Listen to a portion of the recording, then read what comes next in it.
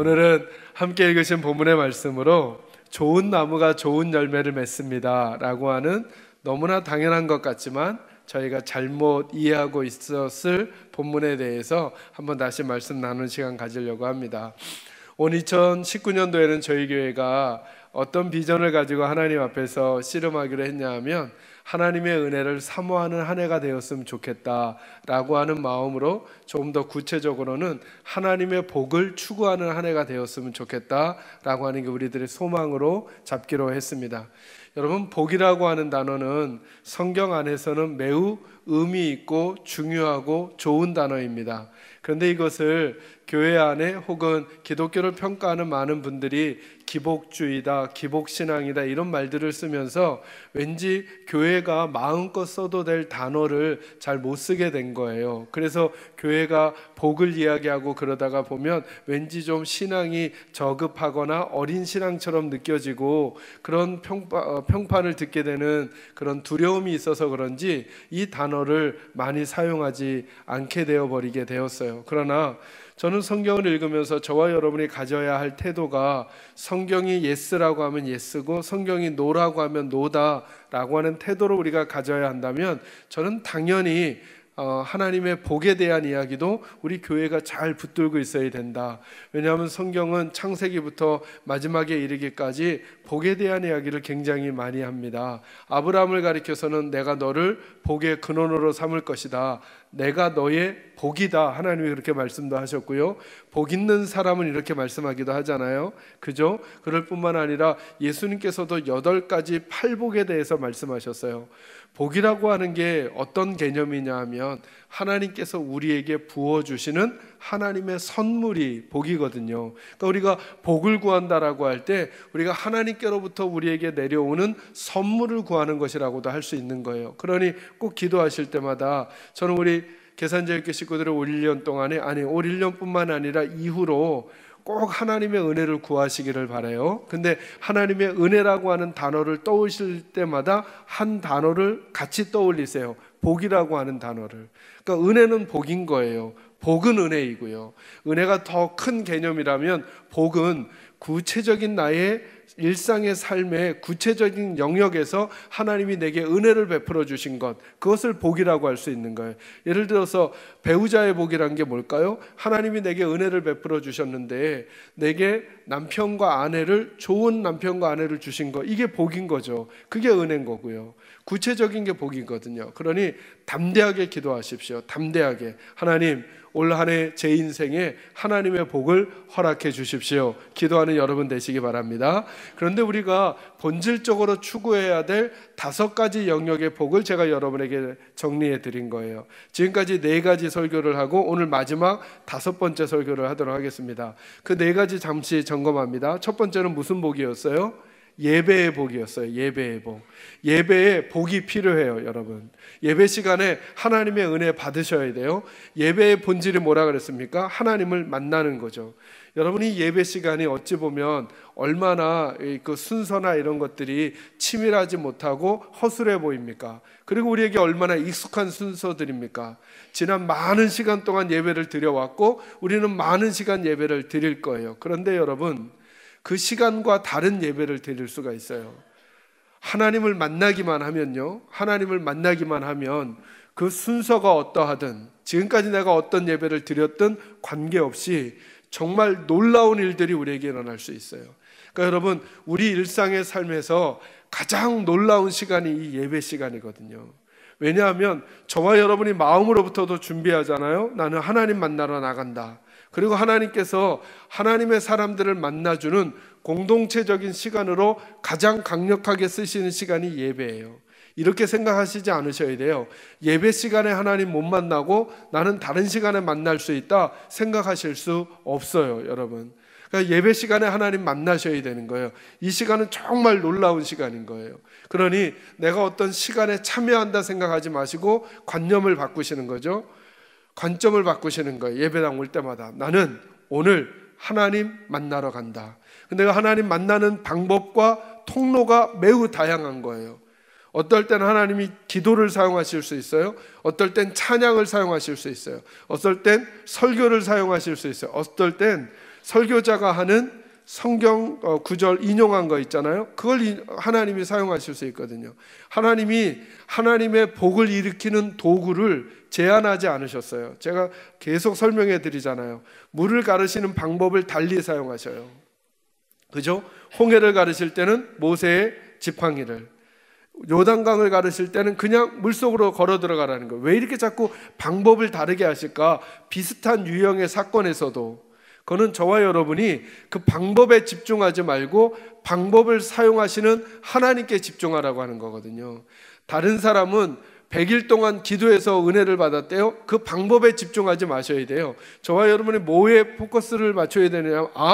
하나님이 꼭 응답하시는구나. 그러면 나는 어떻게 은혜를 받을까? 나만의 것으로 하나님께 다가가면 되는 거예요. 무슨 일이 있든 결론은 예배 가운데 하나님 만나셔야 한다는 거예요.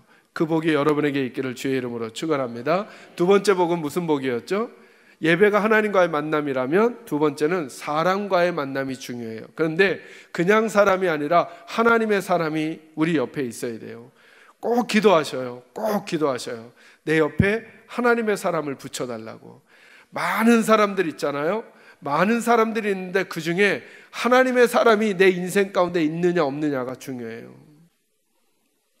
하나님의 사람은 하나님의 마음에 민감하고 하나님의 사람은 하나님을 사랑해요. 그렇기 때문에 하나님의 이야기를 우리에게 들려줄 수 있어요. 그는 나이가 어릴 수도 있고 나이가 많을 수도 있어요.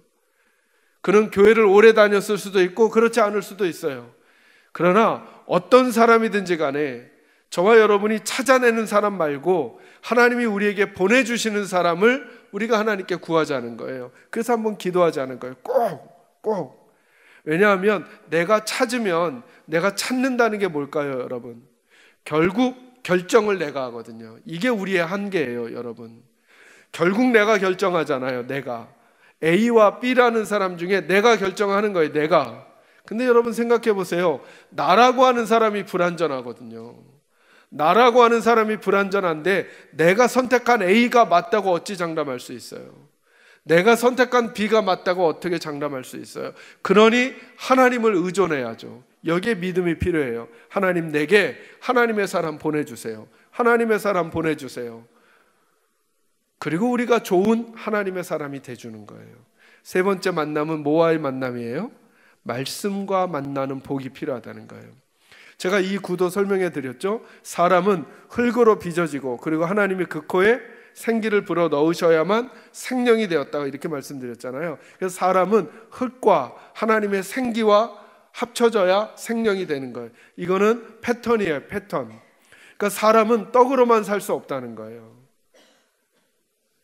우리 안에 하나님의 말씀이 들어가야만 의미 있고 가치 있는 인생을 살아갈 수 있어요. 그래서 말씀을 만나는 게 너무너무 중요해요. 만약에 세상에 한 권의 책만 남아야 한다면 그건 성경이에요.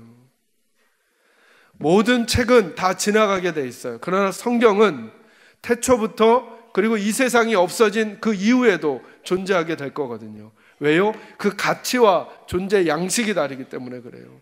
하나님의 말씀을 만나는 복이 저와 여러분에게 있기를 바라요. 여러분 한번 생각해 보세요. 우리라고 하는 한계가 제한을 가지고 있는 인생 안에 이 세상 모두를 아우를 수 있는 하나님의 지혜와 지식이 들어온다고 생각해 보세요. 왜 지식이 눈을 밝게 만드는가? 여러분, 세상의 지식만 가져도 눈이 밝아지거든요. 근데 만약에 우리가 하나님의 이야기가 우리 속에 담겨져 있다고 한번 생각해 보세요. 제가 이거는 약간 사족이지만 제가 왜 스크린에다가 성경 구절을 띄워드리지 않냐 하면, 여러분이 직접 성경을 찾게 하느냐 하면, 맞아요, 설교를 빨리 진행하기 위해서는 성경 구절을 스크린에 띄워주면 여러분 성경 안 찾고 빨리빨리 진행할 수 있죠. 근데 여러분, 말씀은 우리의 손으로, 우리의 눈으로, 우리의 머리로, 우리의 마음으로 우리가 먹어가야 하는 거거든요. 말씀은 듣는 게 아니라 사실은 먹는 거예요. 여러분, 어느 식당의 음식이 맛있다고 소문이 났어요. 그곳의 음식이 맛있다는 소문을 들은 사람은 배가 부를까요? 안 부를까요? 안 부르죠. 왜요? 듣기만 해서는 부를 수가 없어요. 근데 성경이 재밌는 게 뭐냐면 하나님의 말씀을 먹는 것으로 표현해 주세요. 그래서 하나님의 말씀이 우리의 양식인 거예요. 양식. 먹어야 된다는 거예요. 먹어야만 힘을 낸다니까요. 그러니까 말씀을 들을 때도 한번 듣고 평가해보자 이렇게 듣지 마셔요, 여러분. 제가 하는 말이 다 100% 맞고 절대적 진리다 이 말을 지금 하려는 게 아니에요.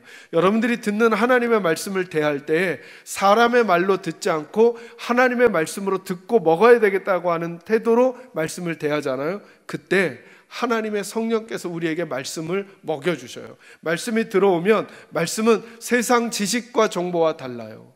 우리의 영혼을 새롭게 하고 힘있게 할 줄로 믿는 믿음이 있기를 주의 이름으로 축원합니다. 그 복을 받으시기를 간절히 소망합니다. 네 번째 복은 뭐였죠? 하나님의 일에 뭐 하는 복이요? 쓰임받는 복. 제가 일부러 쓰임받는 복이라고 했어요. 이렇게 쓰지 않았어요. 하나님의 일을 열심히 하는 복, 하나님의 일을 주도하는 복, 이런 복이 아니라 하나님의 일에 쓰임받는 복이에요. 자, 쓰임을 받는다는 것은 하나님이 써주셔야 한다는 거예요. 하나님이 안 써주시면 아무 의미가 없다는 거예요. 교회가 큰 거 하나님이 안 써주시면 의미가 없어요. 성도가 많아지는 거 하나님이 안 쓰시면 의미가 없는 거예요. 우리가 많은 프로젝트를 진행하는 거 하나님 안 써주시잖아요. 그럼 의미가 없는 거예요. 우리 믿음의 싸움에 늘 실패하는 경우가 어디에 있느냐 이거예요. 우리가 하나님을 위하여 할 것인가, 하나님이 하라는 것을 우리가 하는가. 이게 정말 어려운 얘기거든요. 그래서 기독교를 보면요, 참 희한한 게 뭐냐 하면 기독교가 힘을 얻어가잖아요. 그러면 하나님의 이름이 땅에 떨어져요. 기독교가 미약하고 핍박을 받잖아요. 그때 하나님의 이름이 영광을 받아요. 그 대표적인 게 초대교회예요. 초대교회는 교회가 교회라고 말도 할 수 없었어요. 숨어서 몇몇 사람들이 예배하는 것으로, 이 가정에서 저 가정에서 예배하는 것으로, 무덤에서 예배하는 것으로 존재하고 있었거든요. 그런데 놀랍게도 그때 하나님의 말씀들이 세상으로 자꾸 퍼져나가는 거예요. 근데 여러분 그냥 듣고만 잊어버리세요. 콘스탄틴이라고 하는 로마의 황제가 기독교를 국교로 만들어줬어요. 그 다음부터 중세의 암흑시대가 시작되기 시작했어요. 참 희한하죠. 교회가 시스템을 가지고 힘을 가지게 됐는데 도리어 하나님의 이름은 땅에 떨어져 가고, 교회가 미약하고 예배밖에 하는 게 없는 것 같은데 목숨을 내놓고 복음을 위하여 살아가는 사람들이 막 나타나기 시작하는 거예요. 이게 무슨 얘기를 하는 걸까요, 여러분? 하나님 나라의 일은 우리가 하나님을 위해서 하는 게 아니라 하나님이 우리를 써주셔야 하는 거예요. 그래서 우리 한번 이렇게 물어보는 거죠. 나는 내가 하나님을 위해서 일하는가? 하나님이 나를 써주시고 계시는가? 제가 언젠가 우리 식구들에게 사역과 관련해서 설교하면서 이런 말씀 드렸죠. 우리 이렇게 헌신할 수 있어요. 하나님, 저는 평생 성가대를 하겠습니다. 헌신했어요.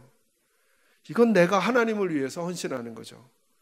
근데 만약에 아니야, 너는 5년만 성가대하고 5년은 이제 앞으로 5년은 가서 주일학교 자녀들을 섬겨줘 라고 하시면 어떻게 해야 될까요?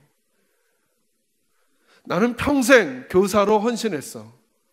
근데 만약에 하나님께서 이렇게 말씀하시면요, 아니야, 올해까지만 교사를 하고 내년부터는 성가대에 가서 좀 섬겨줘 라고 하나님이 쓰신다면 우리는 어찌해야 되겠냐는 거예요.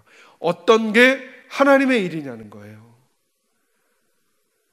이 말은 내일부터 다 성가대 그만두고 저희 가시라는 게 아니고, 우리 거꾸로도 마찬가지예요. 난 1년만 성가대 할까? 1년만. 근데 하나님이 넌 평생 해. 그러시면 어떻게 해야 되겠어요? 평생 해야죠. 제가 지금 무슨 얘기를 드리는 거냐면, 우리는 너무나 우리가 하고 싶은 일을 하나님께 해드리려고 그래요. 근데 진짜 복은 뭐냐 하면 하나님이 써주시는 복을 받는 거예요. 그러면요, 기적이 일어나요. 기적이. 그리고 하나님 앞에 놀라운 일들을 경험했던 사람들은 이 싸움에서 내가 하고 싶은 대로 하는가, 하나님이 하라고 하는 대로 하는가에서 내 생각을 꺾고 하나님의 생각에 동의하고 순종했을 때 그들이 예상치도 못했던 놀라운 일들을 경험하며 살게 된 거죠. 저는 우리 교회가 그랬으면 좋겠는 거예요. 다른 교회보다 화려하거나 세련되거나 되지 않아도 하나님이 원하시는 것이 무엇인지에 민감한 성도들이 많아지고 하나님 앞에 잘 쓰임받는 그 복이 많은 우리 교회 여러분이 되시기를 주의 이름으로 축원합니다. 이제 오늘 5번째는 하나님 안에서 선한 영향력을 넓혀가는 복이 필요하다는 거예요. 이 이야기를 오늘 본문의 이야기를 가지고 좀 설명해 가려고 합니다. 다시 한번 오늘 본문 읽어볼까요? 15절부터 20절인데요. 제가 한 절, 여러분들이 한 절 번갈아 가면서 말씀을 읽겠습니다. 거짓 선지자들을 삼가라. 양의 옷을 입고 너희에게 나아오나 속에는 노략질하는 일이라.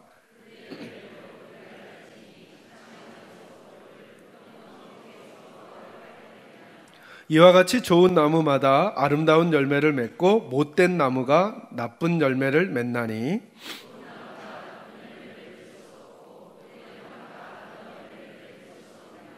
아름다운 열매를 맺지 아니하는 나무마다 찍혀 불에 던져지느니라.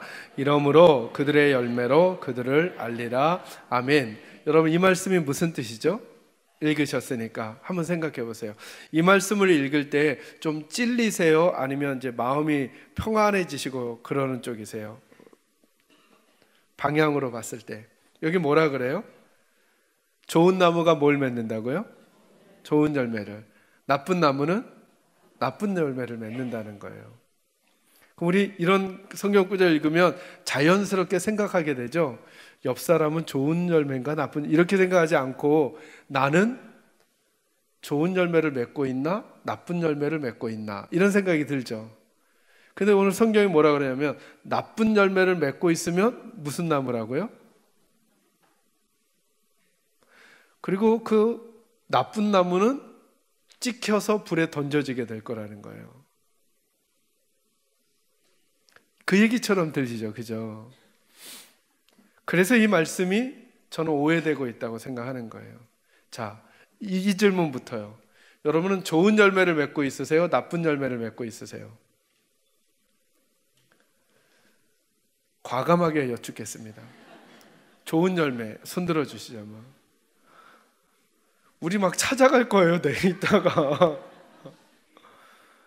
이 사실은 들면서도 들기가 참 애매하죠. 왜냐하면 내가 한 말을 생각하세요. 말, 표정, 태도, 자세, 우리 앞에서 했던 거, 뒤에서 했던 거 다 이런 거 생각하니까 우리가 좋은 열매라고 하는 생각을 하기가 쉽지가 않은 거예요. 그러니까 이런 말씀들이 자꾸 우리를 찌르고 내가 좋은 열매를 맺지 못하니까 나쁜 열매, 그리고 이것을 우리에게만 적용하는 게 아니라 자꾸 다른 사람을 볼 때도, 여러분 옆에 분 한번 이렇게 한번 살짝 보세요. 빤히 말고 살짝, 빤히 말고 상처받으니까 살짝 보고, 여러분 옆에 있는 분은 좋은 열매를 맺는 분이에요? 그렇지 않은 열매를 맺는 분이에요? 네. 왜 속이 없는 얘기를 막 하고 그러세요? 네. 막 그런 마음이 들잖아요. 한번 생각해 보자는 거예요. 지금 우리 그냥 편안하게. 우리 안에 자꾸 무슨 생각이 있냐면, 이게 제가 지난번에 드렸던 말씀과도 연관되는, 우리 다 나쁜 열매를 맺는 사람들이라는 느낌이 우리에게 서로에게 있어요. 우리 각자 생각할 때. 우리 다 무슨 나무예요? 나쁜 나무고, 우리는 이 말씀대로라면 모두 다 찍혀서 불에 던져질 거라는 거예요. 오늘 이 말씀이 이 말씀을 하려고 하는 걸까? 아니면 다른 물음을 해야 한다는 것이죠. 그게 뭐냐면, 나는 열매 생각하지 말고 일단 나는 좋은 나무인가 나쁜 나무인가? 라는 질문이에요. 왜냐하면 오늘 본문은 이렇게 얘기하는 거거든요. 좋은 나무는 뭘 맺을 거라고요? 끝내? 좋은 열매를. 안 좋은 나무는 안 좋은 열매를. 그 비유를 뭐라고 말하냐? 16절에서 이렇게 말해요. 가시나무에서 포도를 어찌 얻을 수 있으며 엉겅퀴에서 무화과를 따겠냐는 거예요. 여러분, 포도나무에서 사과가 열릴까요? 안 열릴까요? 안 열리죠. 포도나무에서는 뭐가 열릴까요? 포도가 열릴 거예요. 사과나무에서는요, 사과가 열릴 거죠. 그러면 좋은 열매를 맺으려면 어떻게 해야 될까요? 이 질문인 거예요. 이 질문. 오늘 말씀은 그러니까 너희가 좋은 열매를 맺어서 좋은 나무인 것을 보여줘라 이렇게 말하는 게 아니에요. 왜요? 15절 봐보세요. 거짓 선지자들을 삼가라. 거짓 선지자들을 조심하라. 그들이 무엇의 옷을 입고 있다고요? 양의 옷을 입고 있다는 거예요. 거짓 선지자들이 양의 옷을 입고 있다는 게 뭐예요? 잘 웃어준다는 거예요. 좋은 행동 해준다는 거예요. 그런데 그 속에는 뭐가 있다고요? 노략질하는 이리가 있다는 거예요. 그러니까 열매로는 그들을 알 수 있어요? 몰라요? 모른다는 거죠. 나중에 가면, 그런데 나중에 가면 어떤 일을 할 때는 잘 모른다는 거예요. 근데 우리 그리스도인들이 자꾸 좋은 열매를 맺으려고 한다는 거예요. 내가 어떤 나무인지는 잘 점검하지 않고. 그러니까 왜 그런 남편들, 그런 아내들 많잖아요. 집에서는 막 주먹질하고 막 때리는데 교회 와서는 너무 친절한 이런 남편들. 집에서는 아이들한테 막 폭언을 하는데 기도할 때는 음성도 변해. 음성도. 그러면서 얼마나 저기 한지. 저도 예외가 될 수는 없을 거예요. 우리가 자꾸 열매만 자꾸 바꾸려고 하는 거예요. 열매만 바꾸려고 하니까 자꾸 좋은 일만 하려고 그러는 거예요. 내가 좋은 일을 하면 좋은 사람인 줄 오해하고. 근데 오늘 얘기는 그 얘기가 아닌 거예요. 원래 얘기는 좋은 나무가 뭘 맺을 거라고요? 좋은 열매를 맺을 거라는. 그러니까 좋은 열매를 맺으라는 거예요? 좋은 나무가 되라는 거예요? 좋은 나무가 되라는 거죠. 그래서 제가 우리 식구들에게 여쭙는 거예요. 우리는 좋은 나무인가? 나는 좋은 나무인가? 여러분, 좋은 나무는 아직은 보세요. 사과나무에 사과가 열렸어요. 아직 다 안 익었어요. 먹으면 맛있어요? 떫어요? 떫죠. 입에서 뱉어내고 싶죠. 그래도 그 나무는 지금 뭘 맺고 있는 거예요? 사과를요. 시간이 지나면 녹익은 사과가 될 거예요. 그런데 만약에 그 나무가 사과나무가 아니잖아요. 아무리 거기다가 다른 걸 갖다가 달아도, 아무리 치장을 해도 그건 사과나무가 아니기 때문에 사과가 열렸네 싶지만 시간이 지나면 그 사과가 썩어버려서 그 나무가 사과나무가 아니었다는 사실을 알게 되는 날이 올 거라는 거예요. 그래서 찍혀서 불에 던져지게 될 거라는 거예요. 그러니 지금 내가 달고 있는 열매가 내 열매냐 아니면 나라고 하는 진짜 나무에서 나오는 열매냐가 더 중요하다는 거예요. 영향력이라고 하는 게 뭘까요, 여러분? 영향력이라는 게 사실은 저 영향력은 예수 믿지 않는 사람들과의 만남을 관계하는 단어로 제가 선택한 거거든요. 예수 안 믿는 사람들에게 우리가 예수 믿는 사람들로서 어떻게 살아가야 되냐는 거죠. 우리는 자꾸 우리가 열매를 맺으려고 그래요. 그러니까 너무 힘든 거예요. 왜요? 원래 그게 내 열매가 아니고 내가 가식적으로 다 달아놨던 거거든요. 왜 교회 다니는 사람들은 다 가식적으로 보인다 그러잖아요. 왜냐면 여기 오면 천사 같으니까.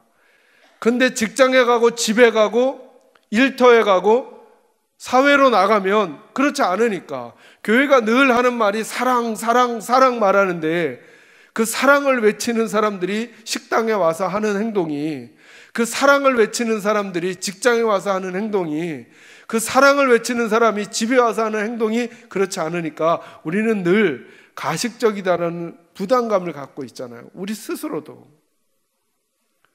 그래서는 영향력이 나갈 수 없다는 거예요. 저는 오늘 우리 식구들에게 조금 다른 얘기를 하려고 하는 거예요. 그게 뭐냐 하면 좋은 일을 하려고 너무 애쓰지 말라는 거예요. 그냥 좋은 사람이 되시면 된다는 거예요. 아니 목사님, 그러면 좋은 일을 안 하나요? 여러분 지금 제가 하는 대로 한번 마음으로만 생각해 보세요. 그래, 내가 어떤 좋은 일을 해야 되겠다라는 생각은 쫙 접으시고, 그리고 마음으로 결심만 딱 해보세요. 그래, 좋은 사람 돼야지.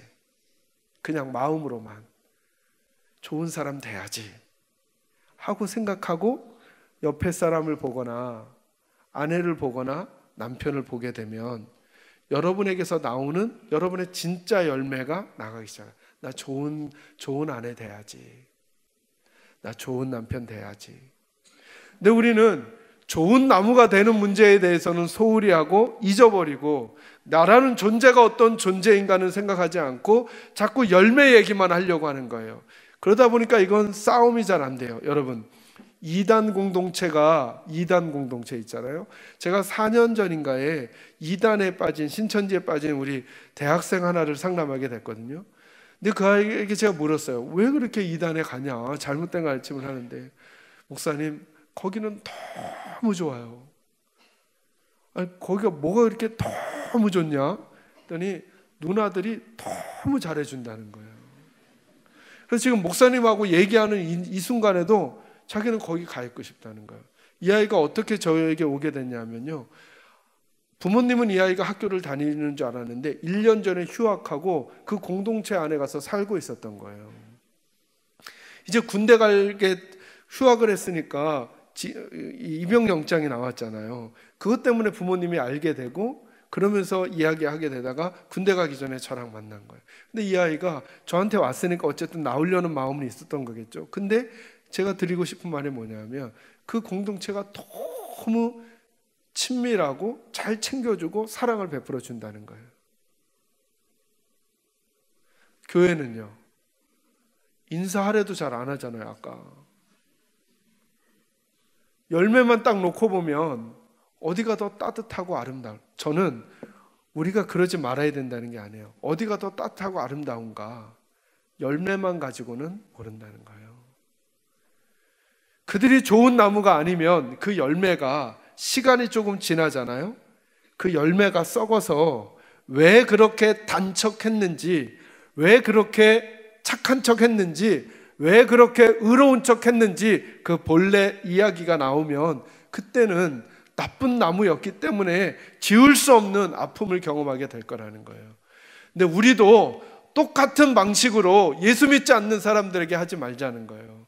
마치 우리가 천사인 양 하지 말자는 거죠. 그러지 말고 그냥 우리 각자가 가지고 있는 착하고 좋은 태도 있잖아요. 그냥 할 수 있는 만큼. 그래서 전도는요, 우리가 갑자기 천사가 되거나 능력자가 돼서 하는 게 아닌 거예요.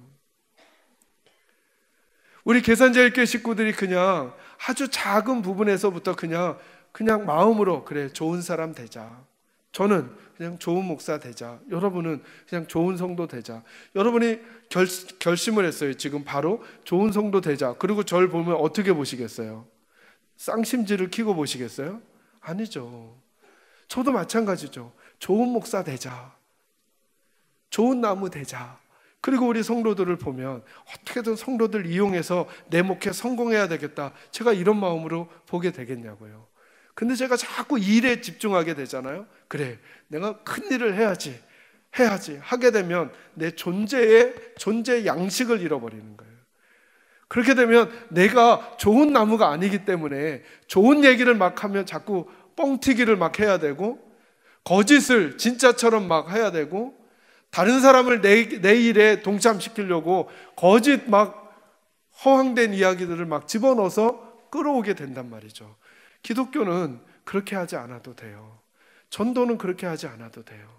그래서 어찌 보면 저와 여러분의 믿음은 다툼과 싸움으로 하는 게 아니에요. 예수 안 믿는 친구들, 예수 안 믿는 남편, 예수 안 믿는 자녀들하고 다툼과 싸움으로 하는 게 아니라 또 다른 싸움을 해야 되는 거예요. 사실은 저희 복음은 설득하는 거예요. 설득하는 거. 그래서 이렇게 말할 수 있어요. 우리가 가진 것을 그들에게 주는 게 아니에요. 내가 믿는 하나님 때문에 내가 어떤 사람이 되었는지를 그냥 살아내면 되는 거예요. 그래서 최고의 전도는, 아내가 할 수 있는 최고의 전도는 좋은 아내가 돼주는 거예요. 협박하지 말고, 여보 교회 안 가면 자기 지옥 가. 협박하지 말고. 이건 갈등과 싸우는 거잖아요. 협박하지 말고 남편 옆에서 좋은 아내가 돼주는 거예요. 주일날 예배당까지 차는 태워다 주지만 예배당 안 와요. 그러면 이렇게 쳐다보면서 왔으면 들어오지 그냥 가냐고 하지 말고 그냥 좋은 아내로 여보, 당신은 정말 너무 착한 남편이야. 이렇게 날 데려다 주다니. 그냥 좋은 아내로, 좋은 남편을. 사실은 여러분, 우리의 복음이 가지고 있는 진짜 힘이라 영향력이라는 게 뭐냐 하면, 그들을 윽박지르고 누르고 싸워서 승리해서 이겼다라고 하는 게 아니라, 그냥 예수님 때문에 달라진 내가 그냥 그만큼만 보여주면 돼요. 그래서 누구를 흉내낼 것도 없어요. 다른 교회처럼 해야 한다고 주장할 필요도 없어요. 다른 교회가 안 한다고 우리도 안 할 필요가 없어요. 그냥 우리에게 주어진 만큼 대신 내가 좋은 나무가 돼서, 나는 좋은 목사가 돼야지, 나는 좋은 주의자가 돼야지, 나는 좋은 연주자가 돼야지, 나는 좋은 성도가 돼야지 라고 하는 마음으로 우리가 살아갈 때 주님이 그렇게 말씀해 주는 거예요. 그 좋은 나무는 끝내 좋은 열매를 맺게 될 거라는 거예요. 나는 그래서 저와 여러분이, 성경이 그러잖아요. 제가 늘 그 성경권 말씀드릴 때, 열매를 나무가 맺어요, 가지가 맺어요? 다시요. 열매를 나무가 맺어요, 가지가 맺어요? 나무가 맺죠.